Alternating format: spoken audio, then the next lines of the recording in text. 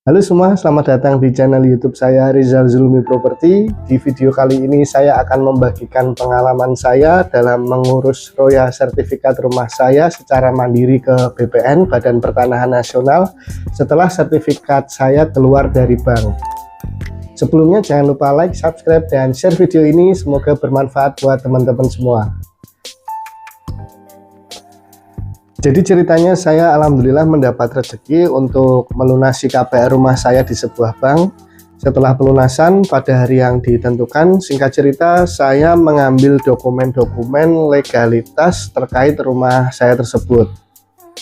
Dokumen-dokumen tersebut antara lain ada sertifikat asli, sertifikat HT atau sertifikat hak tanggungan, IMB atau izin mendirikan bangunan, surat keterangan lunas, dan surat pengantar roya.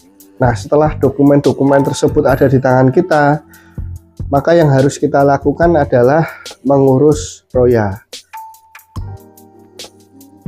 Roya sendiri mempunyai pengertian proses secara resmi untuk menghapuskan hak tanggungan yang ada di sertifikat dan buku tanah yang dikeluarkan oleh BPN atau Badan Pertanahan Nasional. Kenapa sih sertifikat itu harus diroya?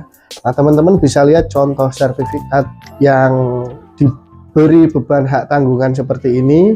Di situ ada cap hak tanggungan oleh sebuah bank, kemudian di bawahnya itu ada cap roya. Jadi kenapa harus diroya? Untuk memberikan bukti, sebagai bukti bahwa kita sudah terbebas dari segala tanggungan hutang dan sebagai bukti kita telah melunasi hutang tersebut. Roya sendiri ini ada dua, yaitu manual dan elektronik. Yang elektronik ini bisa dilakukan ketika sertifikat baru keluar dari bank. Ini bisa dilakukan roya elektronik apabila hak tanggungan yang diberikan oleh bank dahulu ketika kita mengajukan kredit itu adalah hak tanggungan elektronik. Jadi ketika HT atau hak tanggungannya itu elektronik, maka bisa dilakukan roya elektronik di bank pada saat kita melunasi hutang tersebut atau pada saat pengambilan sertifikat. Itu biayanya kalau nggak salah sekitar 50.000, itu dibayarkan ke bank, sudah langsung bisa dilakukan roya elektronik. Tetapi apabila HT atau hak tanggungannya itu manual, maka juga harus dilakukan roya secara manual.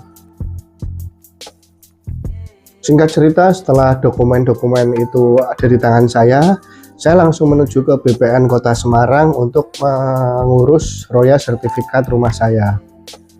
Ya, yang saya lakukan ini adalah roya manual. Setelah sampai di BPN, saya mengambil tiket antrian, kemudian menunggu dipanggil untuk ke loket. Setelah di loket, saya menyampaikan ke petugas bahwa saya bermaksud untuk mengurus roya. Tetapi dijelaskan ke petugasnya bahwa sekarang ini sedang peralihan sertifikat fisik yang biasa kita lihat yang berwarna hijau bergambar burung Garuda itu akan beralih atau diganti ke blanko sertifikat elektronik yang hanya satu halaman.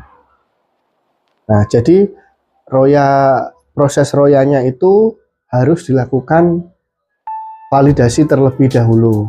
Jadi nanti ketika roya saya jadi, nanti sertifikat saya yang tadinya berwarna hijau dan bergambar burung Garuda tadi akan beralih atau diganti menjadi sertifikat elektronik.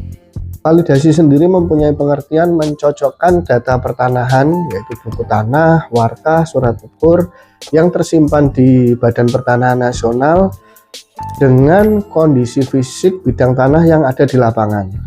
Jadi kalau nggak salah validasinya ini dilakukan via satelit. Tujuan validasi ini adalah memastikan kebenaran data terkait tanah yang dimasukkan dengan data yang dimiliki sebelumnya.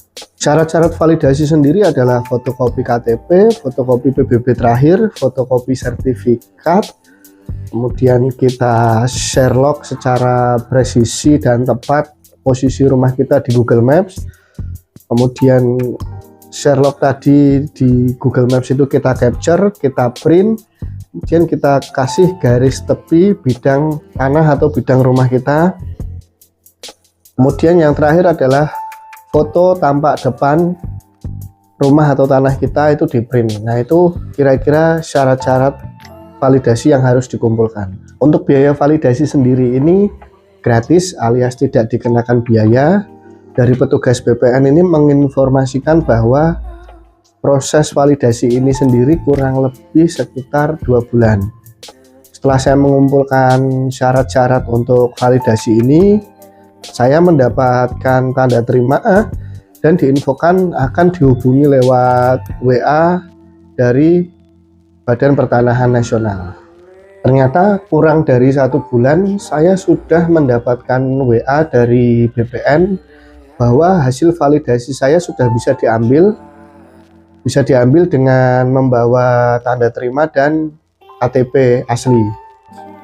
Singkat cerita, saya langsung ke BPN besoknya, kemudian saya bisa mengambil hasil validasinya. Kira-kira hasil validasinya kurang lebih contohnya seperti ini. Setelah hasil validasi keluar, saya langsung mengambil tiket antrian, kemudian saya jelaskan ke security untuk mendaftar pengurusan Roya. Untuk syarat-syarat Roya, kira-kira ada sertifikat asli, sertifikat HT atau sertifikat hak tanggungan yang kita dapat dari bank. Hasil validasi itu nanti kita kumpulkan, kemudian KTP si atas nama sertifikat, yang terakhir surat kuasa bermaterai apabila dikuasakan ke orang lain.